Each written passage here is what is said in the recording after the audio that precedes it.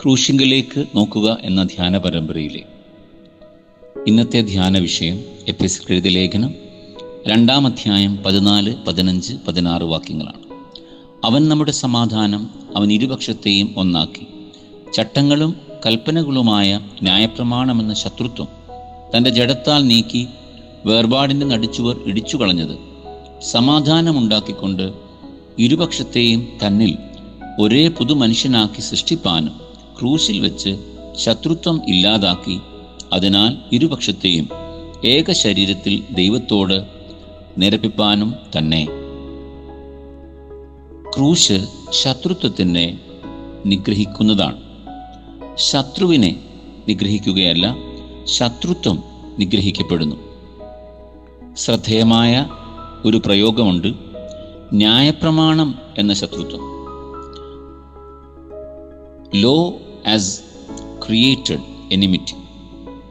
ന്യായപ്രമാണം അനുസരിക്കുന്നവരും അനുസരിക്കാത്തവരും, ന്യായപ്രമാണ പ്രകാരമുള്ളവരും അല്ലാത്തവരും എന്നീ വേർതിരിവുകൾ ശ്രദ്ധേയമായ ഒരു ശത്രുത്വം ഉണ്ടാക്കിയിരുന്നു. A principled enmity. ഏതു കാരണത്താലും ശത്രുത്വം അപകടകാരിയാണ് എന്ന് ഈ വേദഭാഗം നമ്മെ പഠിപ്പിക്കുന്നു.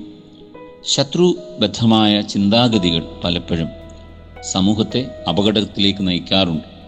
അതിരുചി കവിഞ്ഞ ദേശസ്നേഹം, അയൽ രാജ്യങ്ങളോട് ശത്രുത പുലർത്താം.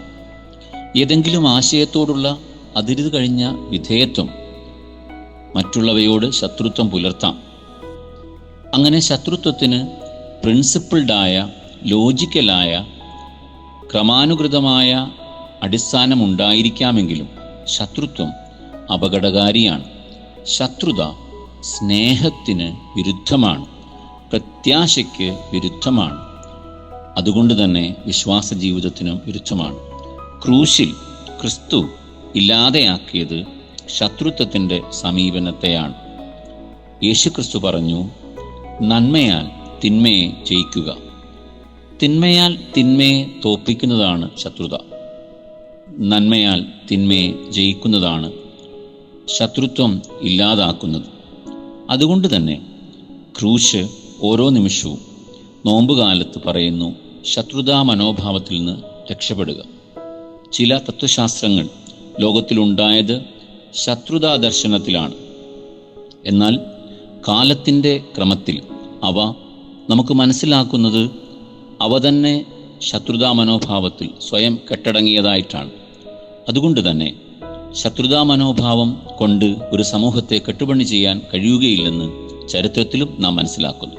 ക്രൂശിൽ യേശുക്രിസ്തു ശത്രുത്വം ഇല്ലാതാക്കി നോമ്പുകാലം ശത്രുതകളോട് വിട പറയുന്നതാവട്ടെ. ആമേൻ.